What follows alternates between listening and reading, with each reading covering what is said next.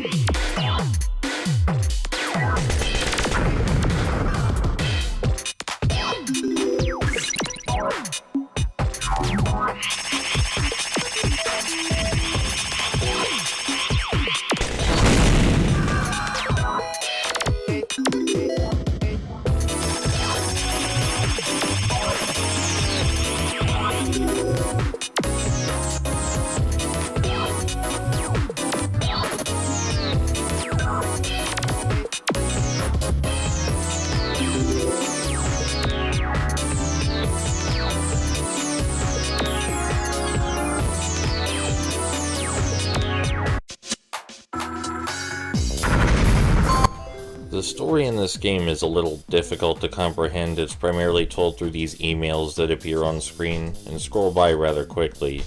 They only tend to appear in breaks between the combat, so that way we can focus on shooting when it's necessary. Different emails appear seemingly each playthrough, and I'm not sure what determines, if anything determines, which emails you get. For all I know, it may be entirely randomized. We chose the wide shot, which are these big green bullets. They may not look terribly wide, but when we blow up one of these ships that holds a power-up and we get the green power-up inside, it will power up our shot, predictably, and it becomes wider. I believe we can power up the shot 3 or 4 more times before it's at its maximum, but it will be at its maximum for most of the game. Enemy types so far are fairly self-explanatory, mostly just flying straight at us. These big cargo containers are another story, however. They're mostly there to take up space, and they are incredibly difficult to shoot down. They may have the most health of any enemy in the game aside from boss battles. They're basically there to prevent you from reaching certain parts of the screen, but we can use our abs net to reach certain parts of the screen anyway, because it makes us momentarily invincible and allows us to eat bullets. The abs net is one of the most unique things about Radio Allergy, because it isn't like normal bombs in these top-down bullet hell shooters, wherein they're incredibly difficult to refill if you can refill them at all. And instead of detonating and damaging all the enemies on the screen, it instead simply allows you to eat bullets and sucks in any power-ups in the vicinity. So the abs net is a lot more frequently used than any sort of bomb in normal bullet hell shooters. It's arguably less useful, but you can charge straight ahead and attack enemies much closer while your abs net is active. So I find it's quite helpful for being aggressive as well, in addition to clearing all the bullets off the screen. So yes, it may seem a tad strange for people used to more normal bullet hell shooters, but the abs net makes you temporarily invincible, clears all bullets off the screen, and allows more aggressive tactics, so I'm a fan of it. Here's the first boss battle. This boss's gimmick is that it spawns additional bullets when we pop its balloons, such as that. The bullet patterns are fairly simple. Sometimes it will shoot mines out of the sides that spawn even more bullets still. But this is a relatively small and easy bullet pattern. It is still a bullet hell shooter, so it will get more complicated later, but this game is a little easy as bullet hell shooters go. That's not to say I'll be great at it, but we'll win at least. Like in all bullet hell shooters, our hitbox is much smaller than our entire ship, and the enemy's bullets are also much smaller than they appear. This is, like most bullet hell shooters, to encourage your instinct to take over, rather than for you to actively think about what's occurring.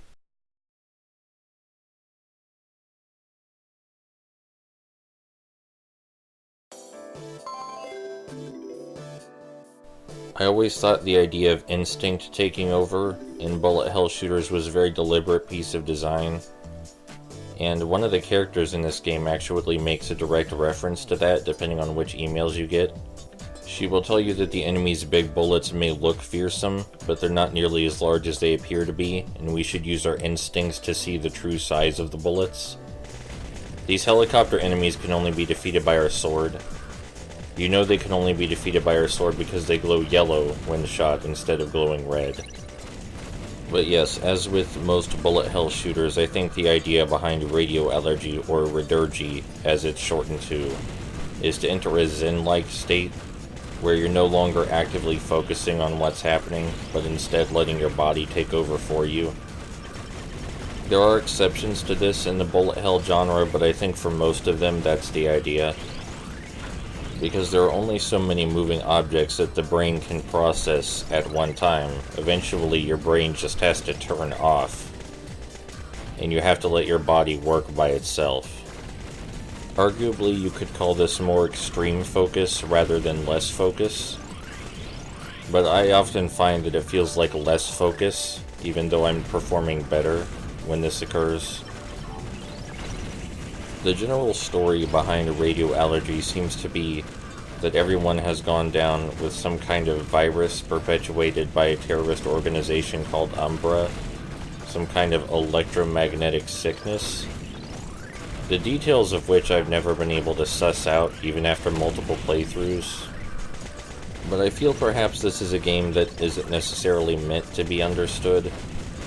I feel like they created an incredibly unique vision of a futuristic Tokyo here, where things are quite surreal and different from real life, but I'm not sure it's meant to be understood. I'm not sure you should try to understand it.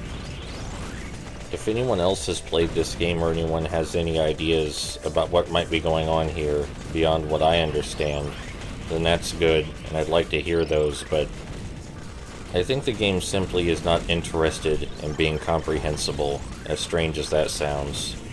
You might have noticed we took a hit back there, of which we have 5. Each time we take a hit, a little glowing icon shoots out of us, and if we grab that, it will refill our abs net immediately, so we can make something of a recovery. Not a health recovery, mind you, but we can gain back some ground and make a push forward.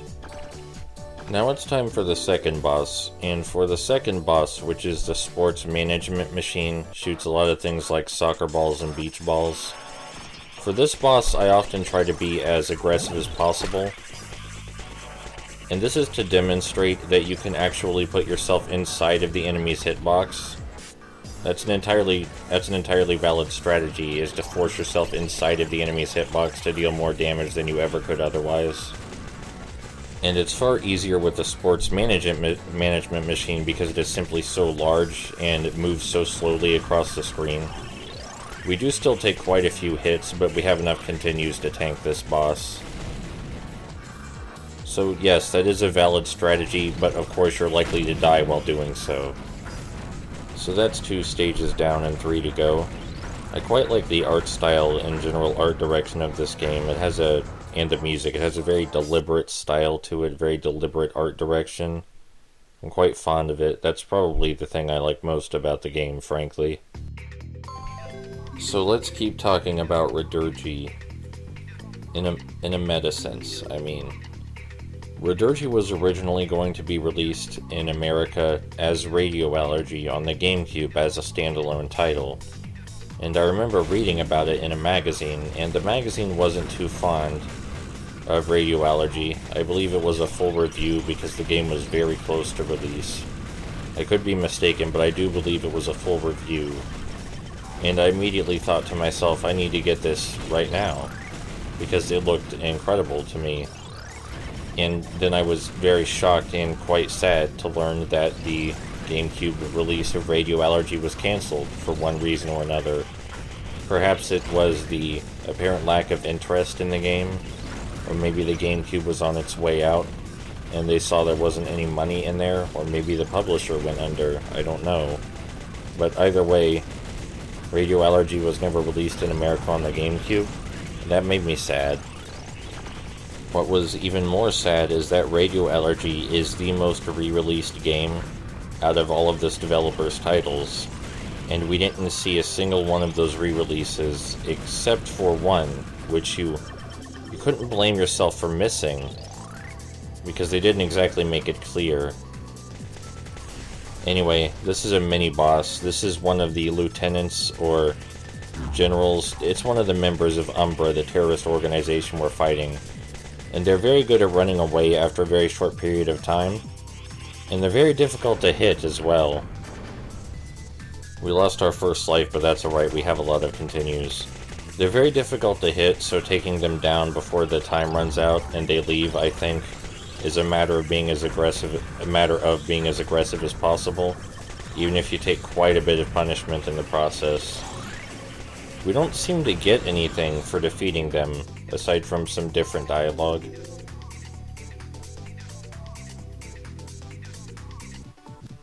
So, I suppose the only thing you get from defeating them is the sense of accomplishment that you've beaten them. As I was saying, even though Radio Allergy or Radurgy was the most re-released game in this developer's portfolio, we never did see an individually released version of Radio Allergy. But I am playing a version of Radio Allergy that was released in America, and no, it's not an arcade version. This is the version found in a title called Ultimate Shooting Collection on the Wii. And this is an incredibly misleading title, because in Japan, this title was called Milestone Shooting Collection, and Milestone is the name of the developer that made all 3 video games in this collection. I assume the choice to rename this to Ultimate Shooting Collection in America was to make it more marketable, but that would make it very difficult for someone like me, who really wanted to play Radio Allergy, to find out that this collection contained Radio Allergy. If it were still named Milestone Shooting Collection in America, then it would have been much easier to find. Thankfully, I found this at a bargain bin store one time and I picked it up, not knowing Radio Allergy was in it, and I found out there was Radio Allergy in it. So that's quite a happy accident.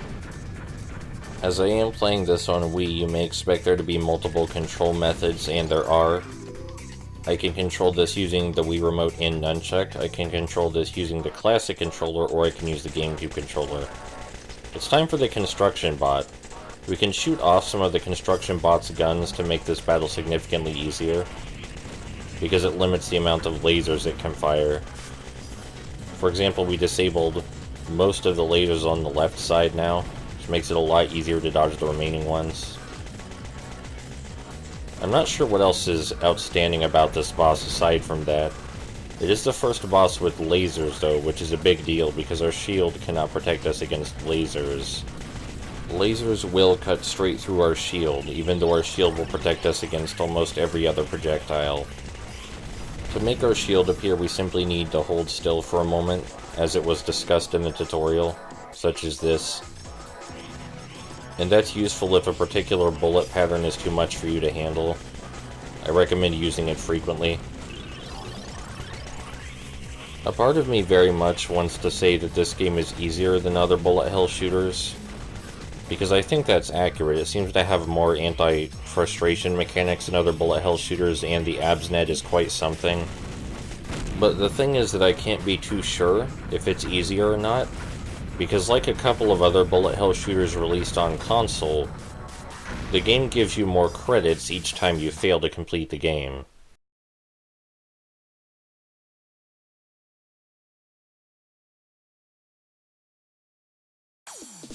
And I actually like the mechanic of giving the player one more credit each time they fail, because it ensures that they find their limit. You know, they find the exact moment at which they can possibly beat the game. But it also makes gauging the game against other games of its type difficult, because the difficulty scales down with each consecutive playthrough because they give you an extra life.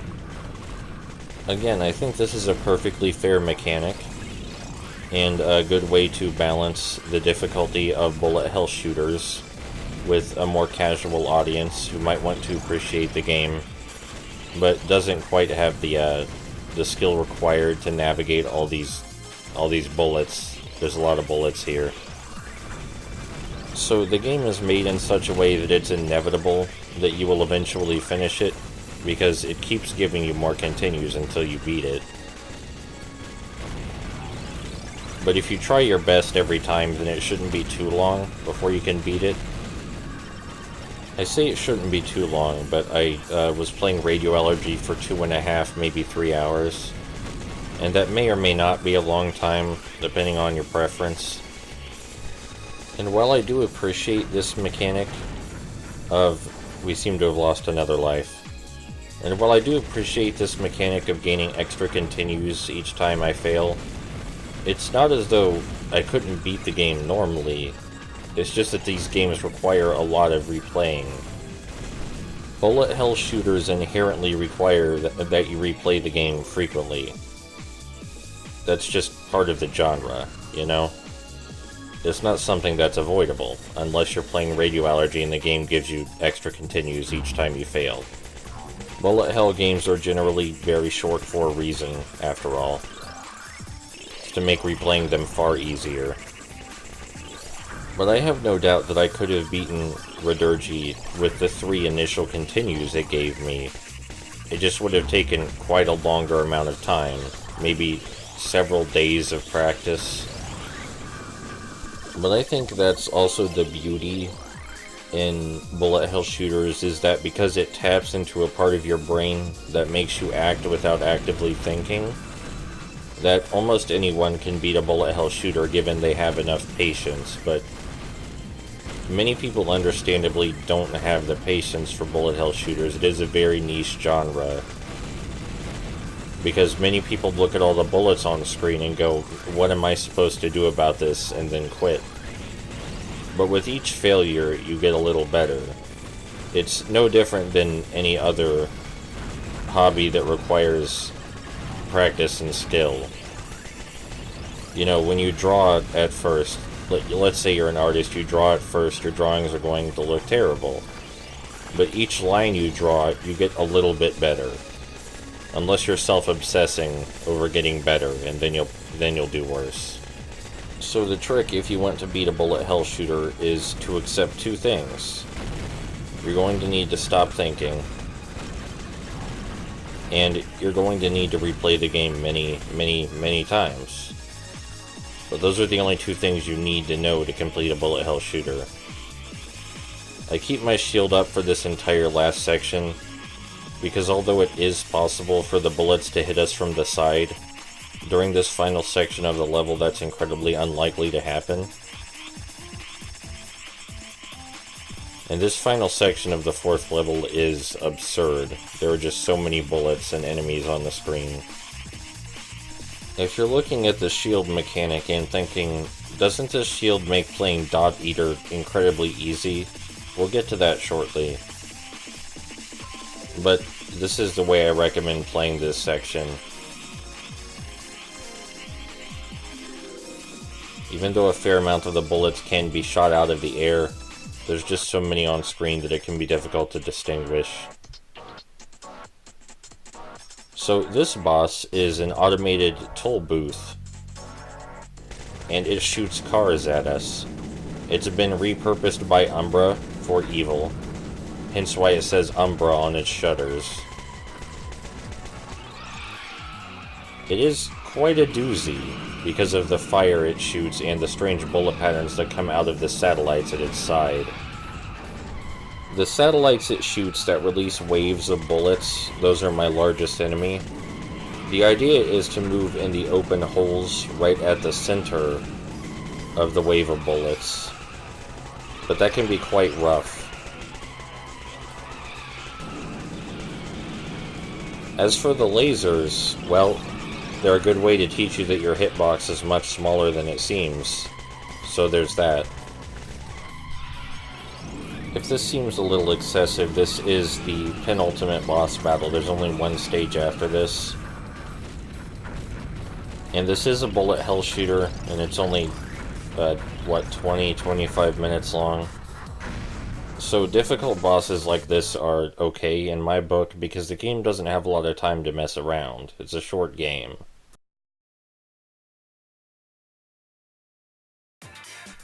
Now we're on to the final level, and I like the final level because it's a city at night, and cities at night are my thing. Those are my thing. I love the way cities look at night. I think they're startlingly beautiful. And every time one of them appears in a video game, I am just completely in love with that game, no matter what the game is like. So, there you go. If you want to know why I like Alex Kidd in Shinobi World, it's because there's a level where there's a city at night. Preferably the city will be detailed, but there's something about the atmosphere here, the music, the bright lights, contrasted with the dark cityscape. It's just beautiful. I mean, the game in general and its musical stylings are beautiful. So these propellers that are shooting bullets everywhere are invincible to our shots. So we have to wait until our abs net fills up and then rush in to use our sword. It's a little unconventional, but if you want to get rid of those spinning blades that fire bullets, that's the only thing you can do. Okay, now it's time for us to face the last Umbran General. Now, when I'm playing this game normally, I don't try to be aggressive and take out the Umbran Generals. And the original plan for this Let's Play was to be as aggressive as possible and take out every Umbran General. But we won't have enough lives left over for the final boss if we try to take this one out. So this one's going to have to live. We can't use our shield to block the fire, by the way. We have to manually move around the fire, making the fire one of the most deadly obstacles in the game. Perhaps even deadlier than the lasers, because it's more erratic than the lasers. But we've done it.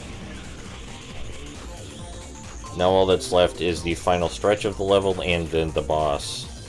This game was originally released in arcades. I know there are some bullet hell shooters that were released on consoles before arcades, but this one was released in arcades. Even though this game was released in arcades, though, it didn't take very long to become ported to console. I believe it was released October 2005 in arcades and came to consoles in 2006. Oddly enough, the first console it came to, I believe, was the Dreamcast. Yeah, in 2006 on the Dreamcast. Seems a bit late to the party. That seems to be a recurring theme with this developer, though, because one of their most recent games was released on the Xbox 360 in 2014 in Japan only. There were very few people still developing games for the Xbox 360 in 2014, and the Xbox 360 was a massive flop in Japan. So an Xbox 360 exclusive title in 2014 is just insanity. This is the last burst of enemies before the end of the level, and just like the previous level, I recommend holding your shield up here, because this is very similar to the last rush in the previous level. Very, very similar. Although this one may cause slowdown. This game doesn't often have slowdown, but when you're playing Dot Eater, it can occur sometimes. Now we're approaching the final boss, which was a military mech that seems to have been stolen by Umbra. And this is our main antagonist, I suppose. There are a few hints that we're the antagonist instead, but I don't know anything about this game's story, in spite of my best efforts. Anyway, the most outstanding feature of the boss is that the two most outstanding features are that he fires these satellites, which fire bullets in a spiral pattern, and that he has a lot of lasers. Yes, these lasers. They only give you a moment to react before firing. You can see a very brief orange outline before they actually fire. And they make you move around the screen rather hectically, which, as you might imagine, can lead you into other bullets. So yes, it is quite a difficult battle.